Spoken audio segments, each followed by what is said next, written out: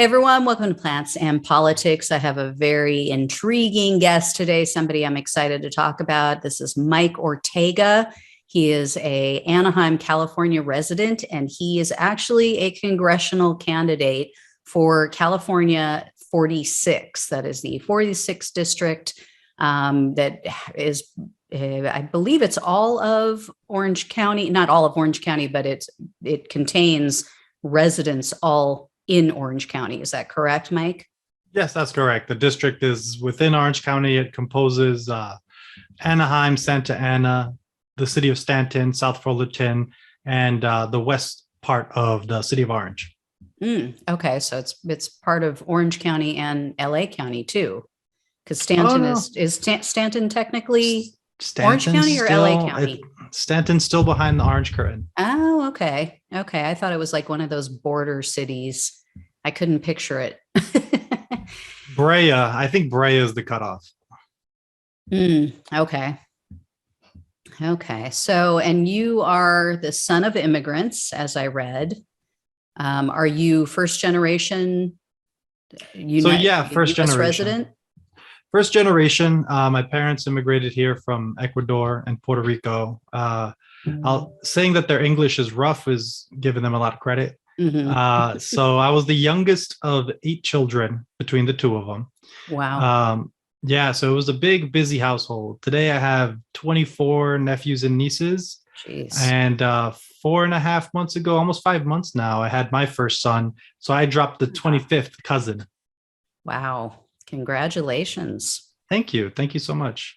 Wow. So for everybody watching, Mike is a Democratic Socialist. He embraces that moniker, which I encourage others to do. It's not as scary as it sounds. And you are running against Lou Correa, correct? Yeah. In the Spanish pronunciation, it would be Correa. Correa. Okay. Yeah, we're running against Lou Correa, partially motivated by his record, but also motivated by the need to actually have real working class representation in our political bodies, So Lou Correa's record is one that's really pro-business, pro-polluter, pro-big pharma. And I mean, it doesn't matter what side of the aisle someone lies on, whether Democrat or Republican. I think everyone is fed up with big oil, its influence in politics. Everyone's fed up with big pharma and its influence. And this is why I don't mind leaning into the socialist moniker. I don't mind calling myself a Democratic Socialist. I'm openly affiliated with the Orange County Democratic Socialists of America because for a long time, the media wants to convince you that you're either with Mitch McConnell or you're with Nancy Pelosi, or you can change those names up however you want. But the truth is that American families have stood on one side, getting a smaller and smaller piece of the pie, while the fat cats in the 1% have been engorged in wealth. And over the past 50 years, the average American's income has just dwindled, while the cost of living, expenses, debt has skyrocketed. And so the way I talk about it is, well, all socialism is, you get so scared about the word, you want to talk about Venezuela and authoritarianism, but really the core of it is today the politicians work for the billionaire class. And what we advocate is that working families, middle-class families deserve to have independent representation. And independent of both the Democratic establishment and the Republican establishment. So I'm running as a Democrat, but I will tell you, the Democratic Party higher-ups are not a fan about people like me stepping up and challenging their preordained career politicians. Right. Yeah, because Correa has been he was in the California State Senate, as I understand it, prior to becoming a congressman in 2017. And like you said, he's one of these typical big pharma, big oil, real estate backed Dems who, I was just reading about him in preparation for this. And, he was one of the few that wanted to limit the number of drug prices that were negotiated by the government in the Build Back Better plan. So he's actively working against us. He's actively working against what the Democratic base wants. So why is this guy here? Yeah, I'd go even further and say it's not just the Democratic base. If you ask anyone across the aisle, I think the latest polls I've seen is something around 90% of Americans think Medicare should be able to negotiate its prices. It feels like it should be natural, right? It should be a large institution like that representing our elderly. They represent the elderly's care. Why shouldn't they be able to push back when a company says that, well, yeah, no, this pill, last year it cost $50, but this year we're going to have to charge you $5,000. Yeah. And there's no recourse. There's no way that Medicare can push back. So, you kind of see plain and simple who he's working for. Yeah. I'm glad you brought that up, because so often I do come across people who say, oh, a socialist could never win in this area or that area. It has to be, at bright blue. It has to be totally progressive. And that's bullshit. It just is, because like you said, these are issues, the issues that you support, they cross party lines. It's not just Democrats who support lowering drug prices or health insurance for everybody and decent living wage and all of the things that you're for. So, and what do you say to people who doubt that you can win, even though your district is very blue, correct? It's a plus 30 blue. Yeah. Yeah. So you've got the Democratic base, but those other people in the district, they all support what you want. You are the populist. So, what do you say? Is it a matter of money? Is it a matter of, what is it that might stop you? So right now I'm more concentrated on what is the work we need to do to make sure the people of this district hear our message, know there's an alternative. And we think laying out the policy differences around the questions of Medicare for all, defending our environment, and fighting against polluters. People in this district, red or blue, are in support of this general attitude, right? So we're pushing to try to gain as much visibility as possible. And in order to do that, we're taking all kinds of measures. We have a heavy door-to-door campaign. We're reaching out to all the media outlets. We're not being shy about being controversial about the things we're challenging here. And we think we have a great chance at pulling an upset off in this race. Now, Lou Correa has won about 70% of the vote over the past 3 cycles that he's run. Now, he is a career Democratic politician. He's had his tentacles inside of the organization for 25 plus years. You mentioned he was in the assembly for a while. He's held other posts. And so kind of like a mob boss, he's kind of placed people inside the party that used to work for him. But the reality is those people, hey, Gina, they don't matter. They represent such a tiny sliver of society. Now, it'd be great to have the support of the institutions and so forth. But back in 2020, Bernie Sanders decisively won not only this district, won all of Orange County, won all of California. Yeah. And he was a self-professed Democratic Socialist, right? Where he lost was that there were some members of the establishment that really tried to sabotage his campaign throughout the rest of the country. Yeah. I think for us, I think the incumbent is so full of himself, he hasn't even tried to mount a campaign yet, and we're using it to our advantage. So if he tries to run a campaign close to the election, I feel like it'll be too little too late. Wow, I hope so. That would be great. And what about the establishment? I mean, have you had any attacks? Have you seen any subversion? Are they playing the typical games? Because I know they did with other people. They did it with Cenk Uygur from the Young Turks. I know there was a little bit of it. I have a friend who ran down in the Newport Beach area back in 2018. She saw a little bit of it.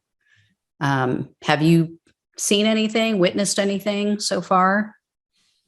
I will say that there are individuals in the party in Orange County and in California who have paid lip service to universal health care, who have come out in support of Bernie Sanders. Now, a part of me feels Bernie Sanders did so well in this state that I think a lot of Democrats got nervous and just started picking up the flag and waving it for Medicare for all and saying, oh, no, absolutely, I'm in favor of that, but a part of me feels like that's to save their political hides. Right.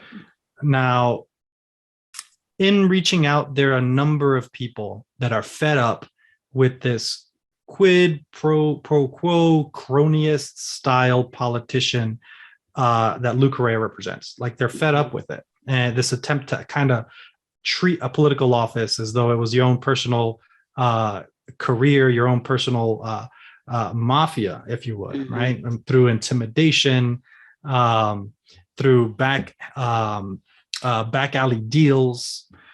People are done with it. And so we're getting a lot of support from folks that are within the party. But there are people who were on the pro Medicare for all side who've said, well, Lou's an incumbent, so we need to stick with Lou. They've told me this to my face and said, hey, we won't stand in your way, but we also don't think you should have a shot. And so that tells me a little bit about how much they believe in themselves, how much they believe in the electorate, how much they believe in the average American. And so this is the kind of pigheadedness you'll find inside of any political elitist institution where the people at the top always think they have the right answers. Yeah.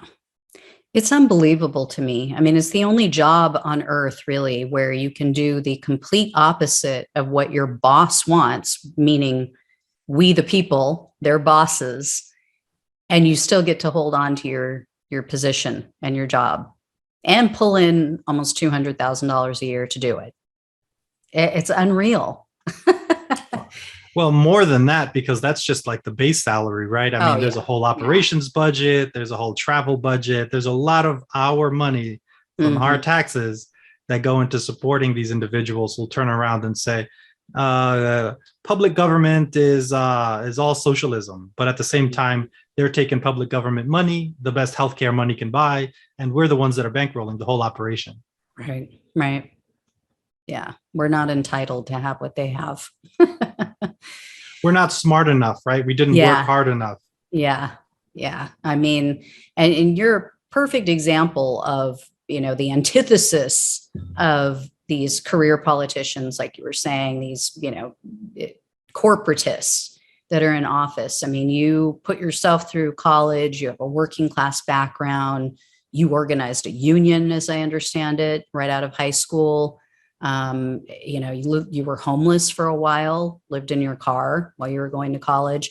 So you've lived it. You know what the average person, and especially what the younger generations are going through right now, because they've gotten hit so hard with first the housing crisis, young and middle millennials, the housing crisis, and then COVID. And I mean, it's been horrible. So, bringing that to the table, bringing that to Washington, what all do you hope to accomplish? If you could wave a magic wand, make anything happen, and you're in DC, you're a congressman, what would you do with your time? It's part of our essential demands I'm going to go through. And so what we want to see is first, we want to see Medicare for all implemented in the United States, but the current way we talk about it is the federal government's just going to pay the bills we already got. But I think we need to go further and talk about universal health care as a broader conversation, which is in the United States, what we have is organized drug dealing out of hospitals and doctors' offices. And nothing demonstrates that more clear cut than like the opioid epidemic. And so looking at models like in France and Norway and Denmark of how is it that they manage healthcare as a system, think about it, plan behind it, and have a public conversation, democratize that process. I feel like that's where I'd like to push that conversation beyond Medicare for all and for universal coverage. Second is for access to citizenship for undocumented workers. Now, there's a big criticism out there of undocumented workers. I've heard some folks tell me, well, I don't like this idea of hordes of immigrants coming to the United States and draining our welfare and not paying taxes. But this image of the undocumented worker that's just draining the system, it's really a figment of someone's imagination. Yeah. I've worked a lot with undocumented workers, people that work in meatpacking, farming, garment. If you buy a product in the United States, there's like a 90% chance an undocumented worker was involved in getting that to you in one way or another. And so it only benefits the corporations that exploit them for us to keep them marginalized. Really what we should be doing to strengthen our democracy is, hey, if you've worked in this country and you've been a part of contributing to the economy, you deserve to have a participation in it, right? If you take a look at some of the more extreme examples of states that have tried to victimize undocumented workers, I believe it was in Alabama. Jeff Sessions was running their state police force, and they really ratcheted up policing on immigrant communities. So a lot of the immigrants left, and you can actually go and trace like farms that started going out of business at around the same time. Tomatoes were rotting on the vine. People that owned farms, small business owners, were not finding people willing to work, and so they weren't able to. Whole fields went to waste. And so that represents, hey, if you had a day without an undocumented worker in the United States, whole segments of the economy would begin to fail. So like then, exactly. Yeah. So why don't we have a reasonable pathway for them to become citizens? Right now, I think there's a pathway where you got to leave the country for 20 years. But if you've lived here for 30 years and you've been working here for 30 years, this idea of leaving for 20 years it's absolutely a figment of someone's imagination. Yeah. And before wrapping up, I think we want to talk about climate and environmental justice, fighting against fossil fuel companies and polluters, making sure that we hold criminal prosecutions for executives within oil companies and chemical companies that poison our water and poison our air. Now, I'm really impressed with the state of California that there were criminal charges filed for the offshore oil spill that occurred last year, right? I'm impressed that happened. Never happens. Yeah. From when Aaron Brockovich became a huge movie till today, there have been polluters who have contributed to rises in cancer, leukemia, and other respiratory diseases, particularly within poor communities in America. And I think they have so much pull in Washington because of their deep pockets. They're never really held to account, and they think they can get away with murder. Yeah. And I think those of us that are fighting on behalf of working families need to be ready to hold those people accountable. Yeah. Yeah. And it all relates too. I mean, you start doing that, you're going to start to see the incidences of pollution going down. And then we're not going to have the massive medical bills that we have and the burden on, those who are suffering, and it affects the whole family too. Yeah. Yeah. And so I assume you're for paid medical leave, family leave, child tax credits. Oof. Well, beyond all of that, family medical leave, I think there's some countries that have some phenomenal models. And I think I have a newborn. He's an infant, just turned infancy. He's around 4 months. The 12 weeks we have in California is like barely enough, really, to be able to get a child acclimated and properly bonded. But like there's states that have, a few weeks. The 2 weeks, the mom is expected to turn around and go back to work. Yeah. It is absolutely inhumane. In Europe, you have countries that have 6-month medical leaves and 1 year medical leaves for the mother and the same for the father. So you can be able to let the family actually try to manage and having a better, more productive young adult coming into the world, coming into the economy, coming into the democracy. And with regards to child tax credits, absolutely. I mean, universal basic income is kind of what they tried to chase using this child tax credit. Mm-hmm. And I respect that a great deal, but we need to actually talk it up a little bit. Andrew Yang had an interesting conversation about jobs are being automated. We're planning for jobs to be shipped out of the United States. If that's the economy we're going to, then why wouldn't we have some baseline under which we can allow families to be able to at least feed their kids and keep a roof over their heads, right? And I don't think there's anything wrong with that. I feel like there's so much concentration of wealth in the United States that it's almost disgusting, the lifestyle that's lived by Wall Street and by Silicon Valley execs and tech bros, right? And I think it's okay for us to ask them to pay their fair share. Yeah. Well, and I'm sure you've heard of the UBI program that was here in California. Wasn't San Francisco, it was somewhere in the middle of the state. I forget where they did the program.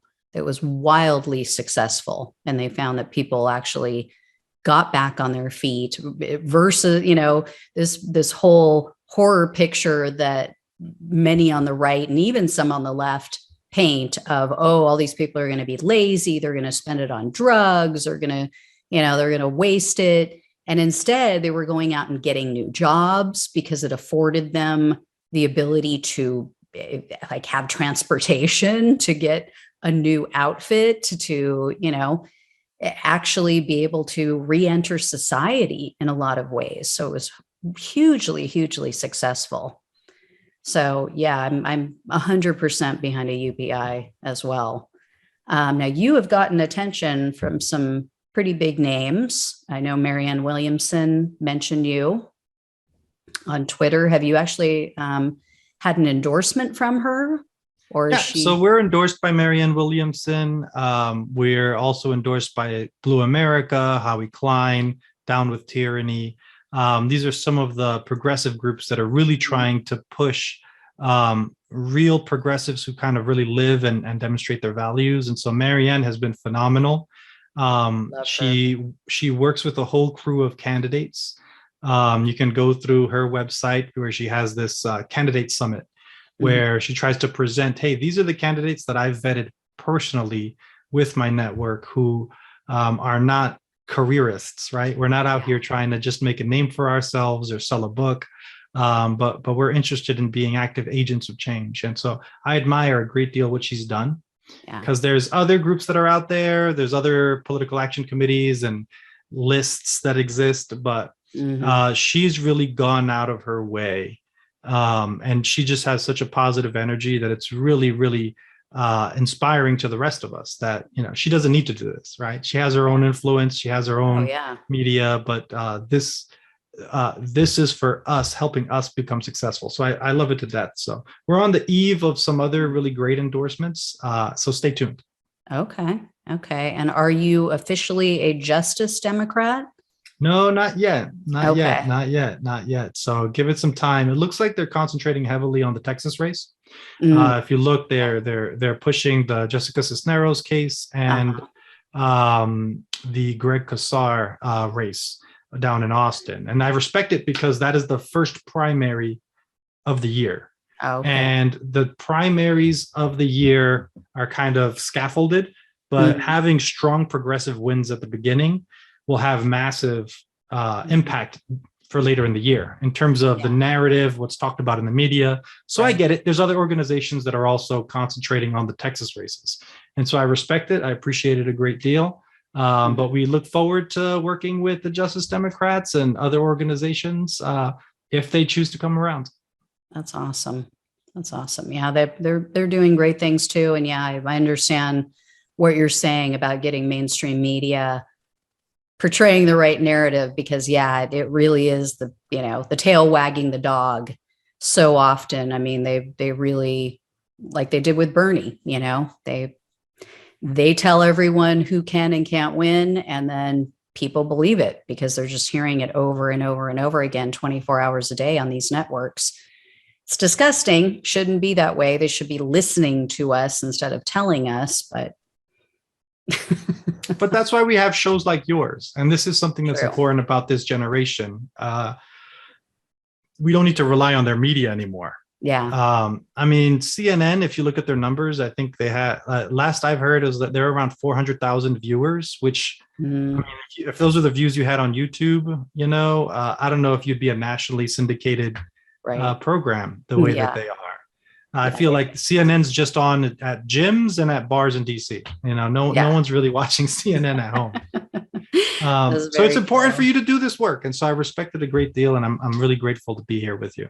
Well, thank you so much. I so appreciate your time. I know being a new father, a husband, you work full time, you're now running this campaign, you have to be completely slammed. So I truly appreciate you taking the time out to speak with me and to let me get the word out to people for you. So I wish you all the best with your campaign, and welcome you back on at any time if you want to give updates or if there's things that you need help with spreading the word about. You know, happy to have you on because we're kindred spirits. I 100% believe in everything you're trying to do and hope to God that you're successful in this run. But I do understand that if you're not, you were saying you will run again for sure. Absolutely. Absolutely. We're looking at least at 2 runs. Right now, we're looking at the weakness in the armor, and we think we can do it this time. So that's what we're concentrating on. We're focusing on winning this race. And Awesome. Before we wrap up and sign off, I definitely wanted to invite you, your viewers, to come check out our website at ortegaforcongress.com. If you're able to, please donate. Every little bit helps. If you're able to do 100, do 100. If you could do 12, do 12. But we are not taking any corporate money. And because of that, we are relying on viewers like you and supporters like yourself to be able to try to keep this fight alive. Yeah. And for everybody watching, you know, yes, there are people like, I think Cori Bush had, you know, very little money going into it, and she was still able to pull it off, and a few people around the country, but money does help. Money is so important into getting the message out there. And right now, Correa has a huge amount of money stashed away. So yeah, any way you guys can help Mike, please do so. On social media, where can they find you? What are all your channels? Yeah, you can look for me, Ortega for Congress, Twitter, Instagram, Facebook. Website is ortegaforcongress.com. And yeah, from there, you can be able to find a donate link to Act Blue. And I look forward to hearing back from all of you. If you're a local, sign up to volunteer. We have a lot of events coming up. Awesome. Awesome. Thank you again, Mike, so much. And truly, I'm praying for you. Yeah. Thank you so much. And it's wonderful to have your prayers. And, you know, I think together, all of our prayers will be answered. Yeah, we will win. I absolutely believe it's only a matter of time. We just keep chipping away. You know, it's not that first strike. It's the many after. So thank you so much. Hopefully everyone has a good evening, a good weekend, a happy Super Bowl, and then we'll catch you up after the next few weeks. I think we'll have some good news for you. Oh, awesome. That would be great. Love it. All right. Thanks so much, Mike. You have a good night. Good night. Take care.